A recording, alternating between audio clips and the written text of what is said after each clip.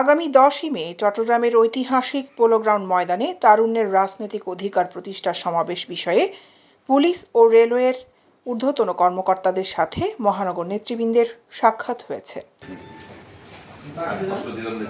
7 মে বুধবার সমাবেশে মাঠ ব্যবহার এবং আইন শৃঙ্খলা বিষয়ে সিএমপি পুলিশ কমিশনার ও রেলওয়ে মহাব্যবস্থাপক পূর্ব এর সাথে সাক্ষাৎ করেন মহানগর যুবদল ও স্বেচ্ছাসেবক দলের নেতৃবৃন্দ। সংগঠন হিসেবে জাতীয়তাবাদী যুবদল আমাদের সাংগঠনিক শক্তিমত্তা প্রদর্শন করার জন্য আমরা আমাদের সাংগঠনিক সর্বোচ্চ প্রস্তুতি নিয়ে এগিয়ে যাচ্ছি। ইনশাআল্লাহ আমরা আগামী 10 মের পোলো গ্রাউন্ড ময়দানের এই সমাবেশকে ঐতিহাসিক সমাবেশে পরিণত করব।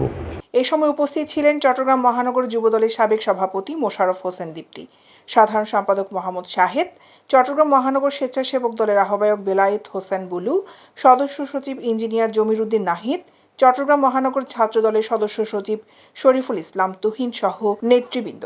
আগামী 10 মের এই সমাবেশ আমরা চট্টগ্রাম বিভাগের এবং কুমিল্লা বিভাগের তরুণদের সমস্ত কণ্ঠকে ঐক্যবদ্ধ করে তরুণদের বজ্র কণ্ঠে আমরা দেশবাসীর সামনে তরুণদের ভাবনাকে তুলে ধরব, তরুণদের দাবিকে তুলে ধরব।